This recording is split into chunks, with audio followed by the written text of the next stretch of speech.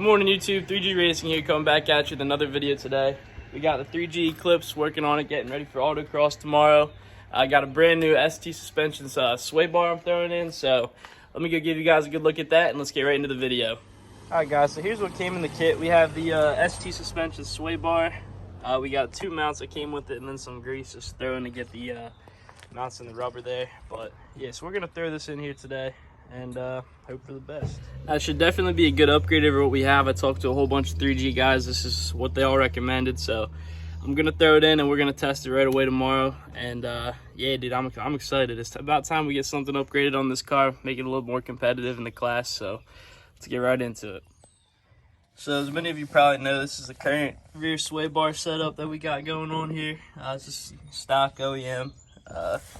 I needed to get a new sway bar end links too, because I don't know if anybody else has tried taking them out. Literally all the time they just strip out, and then you just got to cut them out, and it's just a pain. So we're gonna knock that out first, and then we're gonna throw this new one in.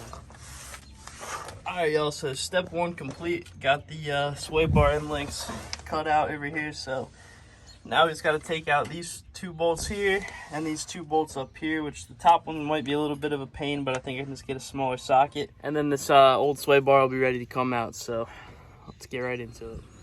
All right, guys, old sway bar's out. There it is, all old, beaten up, rusted, and then you got the brand new one right here. It's shaped a little bit differently, so hoping that doesn't cause any issues, but it really shouldn't. There's nothing back here that would really run into it. So I'm gonna start by putting the new sway bar end links in, and then we're going to actually now let's start with the sway bar and then we'll throw the end links in.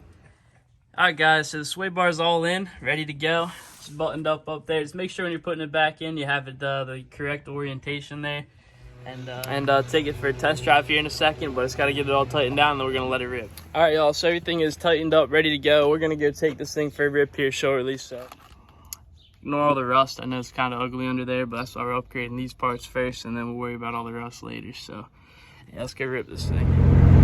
All right, y'all, so we got the car out now. Getting onto the main road here. We're gonna test out how it feels. But let me tell you, I can feel it already. It's so tight in the rear. Like, definitely a great decision putting this in. You can feel how stiff it is back there, and it's like a smooth stiff. It's not like a rough, like bouncy stiff. It's a smooth stiff. So I'm gonna try to find a back road real quick, hit up some sharp corners, and yeah, we're gonna rip this thing.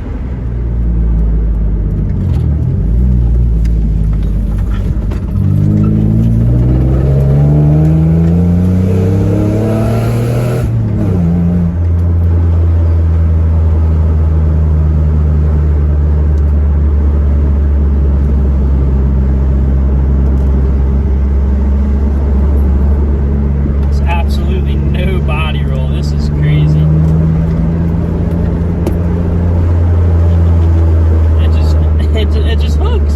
It literally just hooks up.